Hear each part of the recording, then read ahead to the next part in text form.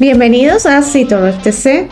El tema de hoy que vamos a tratar se titula Las alteraciones que no puedes pasar por alto, el ASCUS, ASH y CGA o células glandulares atípicas. Los objetivos de esta clase es reconocer las alteraciones morfológicas y fisiológicas del ASCUS, el ASH y las alteraciones en las células glandulares. Vamos a aplicar los criterios diagnósticos que establece el sistema Bethesda y vamos a comprender la conducta clínica ante cada diagnóstico. En primer término, tenemos que recordar algunas pautas esenciales para poder reconocer estas categorías diagnósticas. Recapitulemos que la mayoría de los casos de citología que vemos en la práctica diaria son negativos para neoplasia, ¿no? Y entender esto nos ayuda a detectar las lesiones escamosas, ¿ok? Porque nos permite diferenciar las variaciones que se pueden presentar a la hora de interpretar que no sean neoplásicas. Y la única manera de lograrlo es ver un volumen adecuado de casos, ¿ok? Para entrenarnos y no perder la práctica.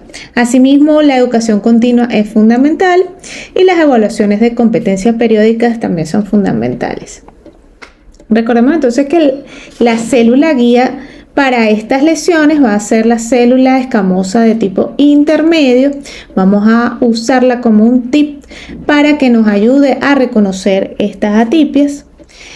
Dentro del tip que yo les doy a mis estudiantes, en el caso de cambios reactivos, estos núcleos van a ser 1.5 o 2.5 veces el tamaño de una célula intermedia, ¿ok?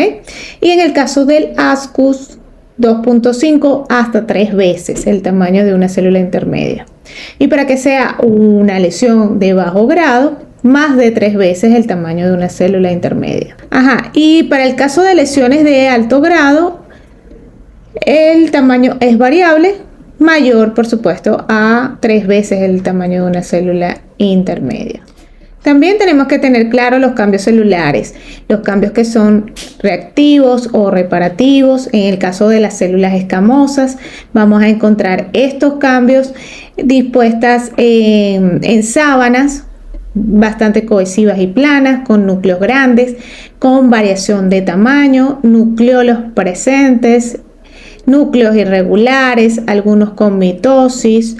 Y también frecuentemente he diagnosticado como ASCUS procesos propios reparativos como la paraqueratosis atípica o algún tipo de paraqueratosis que nosotros veamos en los frotis.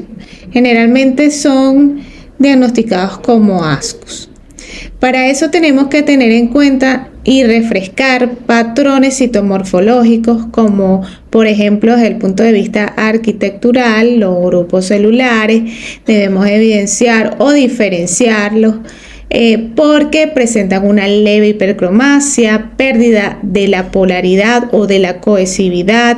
Los citoplasmas son un poco más densos, con núcleos difíciles a veces de diferenciar, ¿no? Por eso en el caso de los frotis atróficos resulta una categoría bastante retadora que nos permite entonces ir discriminando si se trata de un proceso reactivo, si se trata de un artefacto o efectivamente de algún proceso neoplásico. Ahora bien, ya partiendo y sabiendo estos cambios reactivos o reparativos, ¿ok? Diferenciando también la célula guía, la célula intermedia, vamos a avanzar con las atipias en células escamosas. Comencemos con el ASCUS. El ASCUS significa células escamosas atípicas de significado indeterminado. Dentro de los criterios citomorfológicos tenemos aumento del tamaño nuclear, leve hipercromasia, bordes nucleares irregulares y una relación núcleo-citoplasma levemente aumentada. En los casos de ASCUS, entonces podemos visualizar estos criterios vistos anteriormente. En esta microfotografía vemos en la parte inferior células glandulares que nada tienen que ver con la decisión de un ascus, ¿ok? Porque el ascus lo vamos a observar en células escamosas, como las que vemos en la parte superior. Vemos células con núcleos aumentados de tamaño, nucleolos evidentes, ¿ok? La relación aumento del núcleo citoplasma es leve, los contornos aún están bastante redondeados, ¿ok? Pero los cambios se pueden visualizar en algunas células epiteliales. Para establecer el diagnóstico diferencial, entonces tenemos que establecer los cambios reactivos y diferenciarlos de algunos cambios que podrían corresponder a los efectos citopáticos del VPH, ¿ok? O de procesos inflamatorios. ¿Y qué conducta clínica se sugiere en nuestro informe? Repetir la citología en 6 a 12 meses o bien realizar la prueba de VPH. Ok, ahora avancemos con el ASH. Esta se trata pues de células escamosas atípicas que no se puede excluir una lesión intraepitelial de alto grado. Okay, aquí no tenemos los criterios suficientes para decir que es un HSIL. ¿Cuáles son esos criterios citomorfológicos? Una hipercromasia marcada, ¿okay? Que la diferencia en gran medida de los ascus. La relación núcleo-citoplasma también es muy alta, la cromatina es irregular y la maduración citoplasmática es parcial. En este otro caso vemos una marcada hipercromasia. La relación núcleo-citoplasma es mucho más alta. Fíjense que aquí tienen una célula intermedia también para que se guíen. Y no se puede entonces descartar una lesión de alto grado. En cuanto al diagnóstico diferencial, debemos establecerlo con artefactos propios de la tinción o de la toma de la muestra, la degeneración celular o de lesiones de alto grado. Y la conducta clínica, la colposcopia inmediata, si es necesario, la toma de biopsia. Ok, avancemos ahora con las células glandulares atípicas.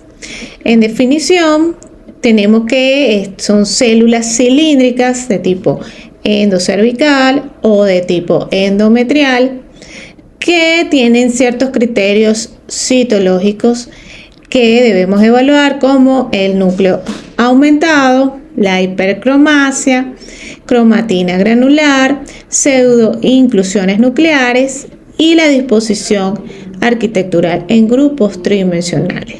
Bueno, en esta imagen tenemos células glandulares atípicas aquí dispuestas en una forma de panal de abeja desordenado, poco cohesivo, con irregularidades del núcleo, como pueden observar, binucleaciones, y de este lado derecho podemos verlos en forma de rosetas o aisladas, con cambios atípicos, núcleos aumentados de tamaño, irregulares, cromatina granular.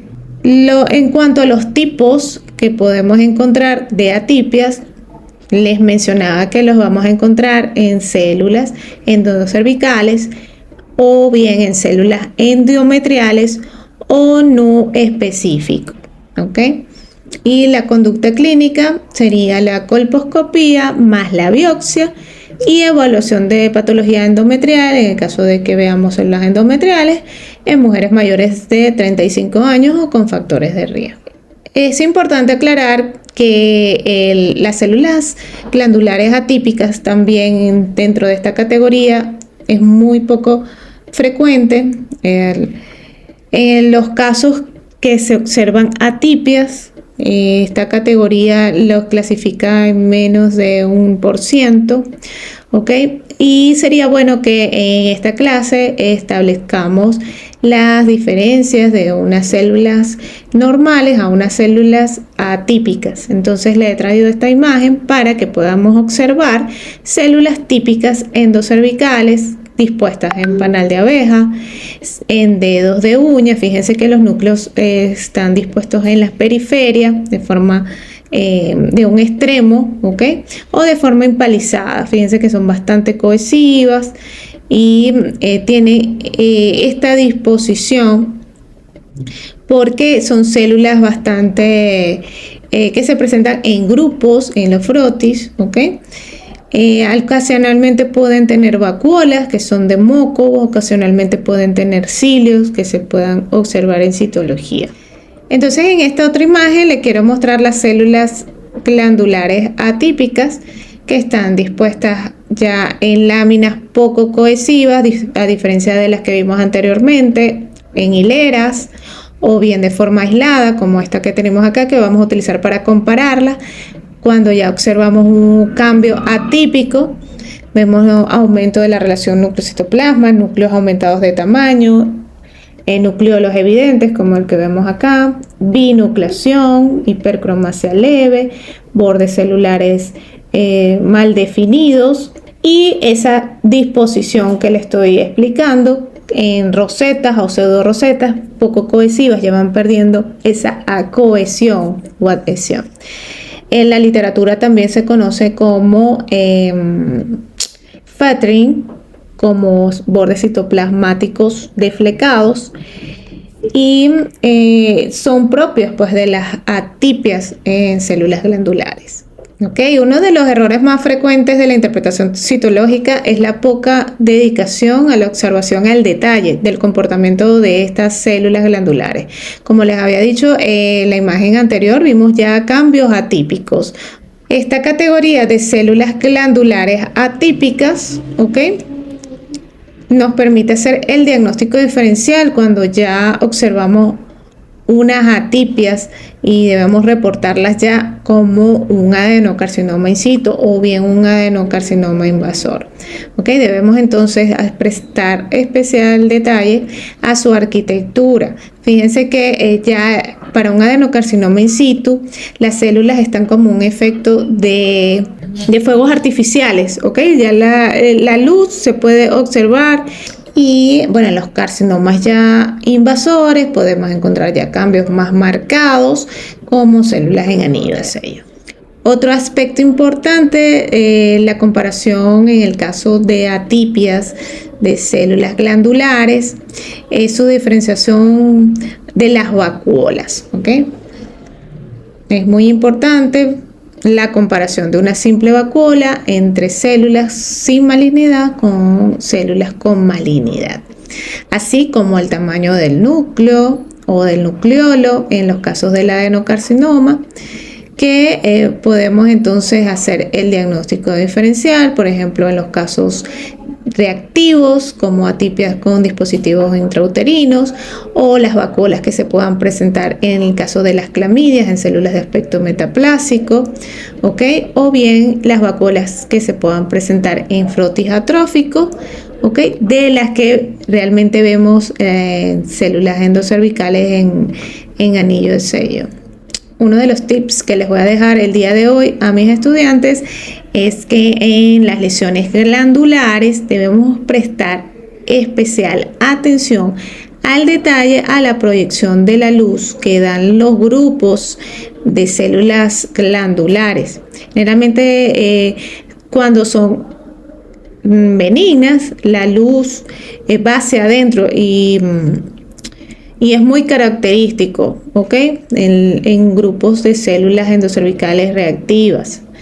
A diferencia de las atípicas, ¿ok?, que la luz más bien va a estar en el centro y la proyección de los núcleos es hacia afuera. Entonces, ese es uno de los tips para reconocer las atipias de las células glandulares. Bien, y para cerrar les voy a dejar este cuadro, ¿ok?, para que entonces lo puedan tener con respecto a la comparación de estas tres categorías que sabemos que son unos retos diagnósticos en citología. El ASCUS, bueno, tiene un porcentaje que puede presentarse del 3 al 5% de todos los casos que veamos en el centro, ¿ok? A diferencia del ASCUS y el de células glandulares atípicas, que ya es más inferior, un 1% máximo a 3% de los casos. Y entonces en este cuadro sintetizar, ¿okay?, un resumen de las categorías. En el ASCUS vamos a encontrar cambios leves, y el manejo es mucho más conservador. Recordemos que se trata de células epiteliales, predominantemente de los estratos maduros. En las H se sospecha una lesión de alto grado, pero no encontramos todos los criterios para categorizarla como tal. Esa lesión de alto grado puede ser en su mayoría en células de los estratos más inmaduros y su manejo es mucho más agresivo. Y en el caso de las células glandulares atípicas se sospecha una patología glandular, pero el estudio o el manejo clínico es mucho más complejo y completo porque debe realizarse exámenes adicionales. En conclusión, podemos decir que llegando a un diagnóstico preciso tenemos un mejor pronóstico y manejo de la patología.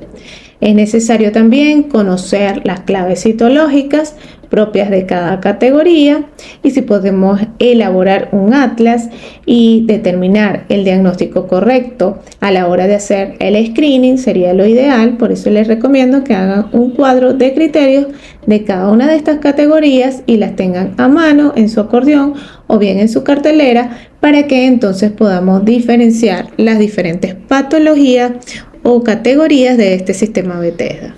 Y bien, finalmente para cerrar, parece mentira, pero tu calidad de vida mejora drásticamente cuando te rodeas de personas inteligentes, buenas, positivas y amables.